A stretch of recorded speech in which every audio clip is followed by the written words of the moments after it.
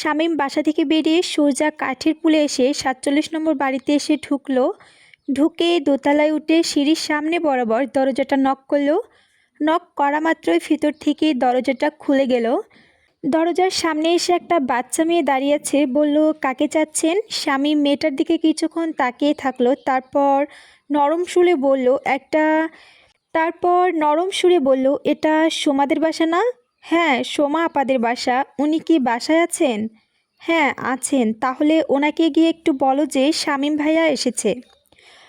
ও তাহলে আপনি তাহলে আপনার নামই শামীম? আসুন, ভিতরে আসুন, আমি ওনাকে ডেকে দিচ্ছি। শামীম ভিতরে ঢুকে সোফা সেটের উপরে বসে বলল।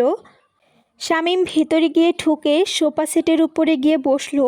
পাশে দুটো রুম পরে কে যেন ওটা গাওয়া গান গা পাশে দুটো রুম পরে কে যেন ওর গাওয়া গান বাজাচ্ছে। গানটা শুনে ওর কাছে খুব আনন্দ লাগছে।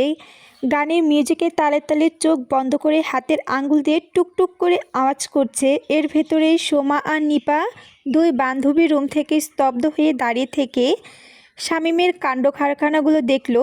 কিছুক্ষণ এভাবে দাঁড়িয়ে থাকার পর সুমা কাশ দিয়ে মুচকে হেসে বলে উঠল, গানটা খুব মনোযোগ সহকারে শুনছিলেন? আপনাকে অনেক ডিস্টার্ব করে ফেললাম তাই না? শামীম সুরমার গলার আওয়াজ শুনে চমকে উঠে বসা থেকে উঠে দাঁড়িয়ে বলল, না মানে? আরে দাঁড়িয়ে গেলেন কেন? বসুন বসুন, গানটা আসলেই ভালো। যে শুনবে তারও মনোযোগ সহকারে শুনতে ইচ্ছা করবে। লোকটা গেয়েছেও, মনটা উজাড় করে গেয়েছে। নিপা আমাকে ক্যাসেটটা গিফট করলো। আসলে ওর একটা রুচি আছে বলতে হবে। এই কথা বলে সোমা রুম থেকে বেরিয়ে পড়ল। শামীম মাথা নিচু করে মনে মনে বলল, কার সামনে কার গানের সুনাম ছাড়াচ্ছে। এখন যদি তোমাদের সামনে বলি এই ক্যাসেটের গানগুলো আমি গাইছি, তাহলে তোমরা কি আমার পাগল ছাড়া কিছুই বলবে না। তাই তোমাদের সামনে নিজেকে গোপন করে ছদ্মনাম দিয়ে গেয়ে চলেছি। যদি কোনো দিন উপরওয়ালা আমার উপর মুখ তুলে তাকায়, তাহলে তোমাদের সামনে গায়ক হিসেবে পরিচিত হব। এদিকে নিপা শামীমের দিকে এক দৃষ্টিতে তাকিয়ে রইল। এভাবে কিছুক্ষণ তাকিয়ে থাকার পর বড় করে একটা নিঃশ্বাস ছেড়ে বলল, মাথা নিচু করে কি ভাবছো? শামীম থমথম খেয়ে নিপার দিকে তাকিয়ে আমতা আমতা করে বলল, কই না তো। নিপা আশ্চর্য হয়ে বলল, ওহ। তারপর আবার কিছুক্ষণ চুপ থেকে বলল, সে কখন থেকে আসার কথা, আর এখন এলে? না মানে ঘুম থেকে উঠতে দেরি হয়ে গিয়েছিল তাই। কিছুক্ষণ পর সোমা নাস্তা পানি নিয়ে রুমে ঢুকে শামীমের সামনে টেবিলের উপর নাস্তাগুলো সাজিয়ে দিয়ে বলল, নিন শামীম ভাই নিন, এই নিপা তুইও নে। শামীম মুখে হাসি টেনে এনে বলল, এত কিছু দরকার ছিল না, এইমাত্র বাসা থেকে পেট ভরে খেয়ে আসলাম, এত কিছু কি আর করলাম। ভরা পেটের উপর এগুলা খেতে পারবেন? এই কথা বলে সোমা আবারও বেরিয়ে পড়ল। নিপা চায়ে চুমুক দিতে দিতে বলল, তোমাকে এখানে কেন ডেকে আনা হয়েছে একবারও তো জানতে চাওনি? শামীম নিপার কথা শুনে কিছুক্ষণ ওর মুখের দিকে তাকিয়ে থাকলো। কিছুক্ষণ এভাবে তাকিয়ে থাকার পর স্বাভাবিক হয়ে বলল, সবেমাত্র আসলাম, এখন জেনে নিব। ও আচ্ছা, তাহলে শোনো, আমার বিয়ের জন্য চারিদিক থেকে সম্বন্ধ আসছে। আব্বা আমাকে বিয়ে দিয়ে দিলে হালকা হতে চান, তাই ওনার অবস্থা বুঝে লজ্জা শরম বাদ দিয়ে বলে ফেলেছি আমি তোমাকে ভালোবাসি এবং তোমাকে ছাড়া অন্য কাউকে আমি গ্রহণ করব না। উনি আমার কথা শুনে মনে মনে অনেক কষ্ট পেলেন। অবশ্যই উনি আমাকে বুঝতে দেয়নি। আমি ওনার চেহারা দেখে বুঝে নিয়েছি উনি যে কষ্ট পেয়েছেন।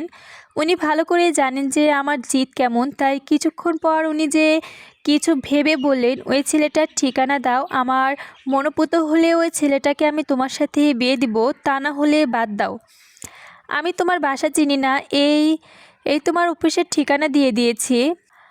আমি তোমার বাসা চিনি না, তাই তোমার অফিসের ঠিকানা দিয়ে দিয়েছি। আমি জানি আমার আব্বা আমার অমতে কিছুই করবে না। তুমি যেভাবে পারো ওই দিকে ম্যানেজ করে নাও। আমি যে তোমাকে ছাড়া। এই কথাগুলো বলতে বলতে নিপার গলা বুজে আসছে। শামীম নিপার কথাগুলো শুনে পুরো শরীর চিনচিন করে ঘাম দিয়ে দিয়েছে। বারবার গলা শুকিয়ে আসছে। কিছুক্ষণ স্তব্ধ হয়ে বসে রইল। তারপর সামনে থেকে পানির গ্লাসটা নিয়ে এক চুমুকে ওটাকে শেষ করে এবার স্বাভাবিক হয়ে বলল, কবে ঠিকানাটা দিয়েছিলে? নিপার চোখ মুখ স্বাভাবিক করে বলল, পরশুদিন দিয়েছিলাম। তাই নাকি? হ্যাঁ। এখন কি করা উচিত শামীম বুঝতে পারছে না। এদিকে মাথার উপর বোন রয়েছে, তার ভিতরে বড় ভাইয়া বিয়ে করেনি। এর ভিতর যদি আমি বিয়ে করে বসি তাহলে কেমন হবে? আমার গার্জিয়ানরা বা কি মেনে নিবে? এখন আমার কি করা উচিত? আমার সংসারের চিন্তা করতে গেলে যে ওকে হারাতে হয়, আর ওর কথা চিন্তা করতে গেলে যে সংসারকে হারাতে হয়, কিন্তু ও যে আমার অনেক সাধনার পাওয়া, না ওকে আমি হারাতে পারবো না। ওকে হারিয়ে আমি চলতে পারবো না। ও আমার পথ চলার একমাত্র অবলম্বন। ও আমার আধার রাতের আলো। দরকারও হয় ও তার জন্য কি সংসার ছেড়ে দেবে, তবু ওকে ছাড়তে পারবো না। নিপা শামীমের নীরবতা দেখে বলল, কি ভাবছো? শামীম চমকে উঠে বলল, একটা নিঃশ্বাস ছেড়ে মাথায় হাত বুলিয়ে বলল, না তেমন কিছু ভাবছি না। তবে তবে আবার কি? না মানে তুমি আমার ভাঙা কুটিরে থাকতে পারবে তো?